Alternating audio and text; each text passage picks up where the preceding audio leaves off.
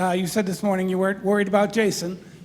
Sure, looked like he had it all together tonight. Is there just like he was talking about the confidence of once it starts, he just got going? Yeah, I mean, goal scorers like him, you need one to drop, and then all of a sudden, it looks like a soccer net, and I think, he's always been streaky. I mean, goal scorers like him are all streaky like that.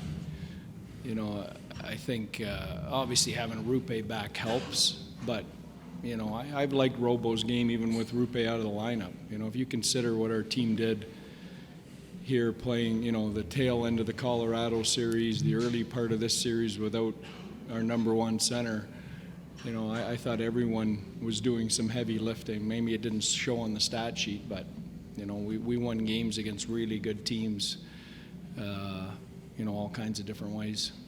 Center right, Sean. I know you say all that, but is there something to be said about a guy like Rope coming in and kind of bringing out the best in a guy like Robertson? Well, sure, absolutely. I mean, it's. I've likened this before. Maybe it's not McDavid, but it's Draisaitl or Zibanejad or in Barkov in Florida. I mean, you take those type of players out of your lineup, it affects all kinds of parts of your game and individuals in your lineup. That's the reality. I mean, take one of their key guys out like that, and there's a trickle effect. I think the point is we gutted it out while he was out of the lineup, and it wasn't pretty. It wasn't as pretty as it was tonight when he was out, but we still found ways, and guys still found ways to contribute without a key player out in the stands. So that's what I'm most proud of. It was great that he was back tonight, but I'm really proud of how we handled his absence while he was out. Other questions for Pete? We'll go back to Mike. Hey, what's said in that first intermission? You've been through this so many times. Is it calm? Is there a little bit of intensity after a period like that? No, you know what? We've got an honest group. I think they knew, or they know. I think it was just about resetting. We knew Edmonton would come out hard. I think it was a perfect storm. They scored early in the first period, got the crowd into it, got some momentum. We couldn't get any ozone shifts to kind of take some pressure off. They did a good job. And I thought, the second period was a chance for us to reset and get to our game. And, we needed a couple good shifts to start the second period to kind of get that ball rolling. And, when we did, I thought we ran with it. Third row left, Leah. Pete. Hey, Pete.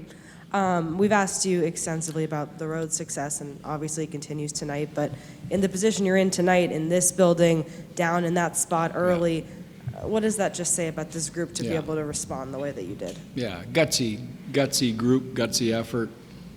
And, the funny thing was that there was no, there was no panic. There was no, we've been in that spot before. But you're right. I mean, a lot of teams and a lot of teams I've coached in the past in that situation tonight, that game maybe goes to 4 or 5-1, and you walk out of here. But, I can't tell you how impressed I am with the gumption of our group, to hang around, and you got to win all kinds of different ways on this playoff trail. Back left, Frank. Pete, when you're able to get back to your game in the second, what enabled you guys to begin kind of stretching out the ice a little bit and making them work for it? Well, we just started to win some races and battles. I don't think we won a puck battle in the first period. I thought they owned the puck the entire period, and I thought once we started to compete, to simplify things, and once we started to win some of those, I thought we tilted the ice with some of the other things that we're trying to do. Center right, Sean. Not going to mention everyone, but just a guy like Tyler Seguin, 3 games in this series, all the different players that you've had him playing with, and What is it about your team's ability to kind of move guy to guy, line to line, Yeah. and the chemistry flow so freely? Yeah.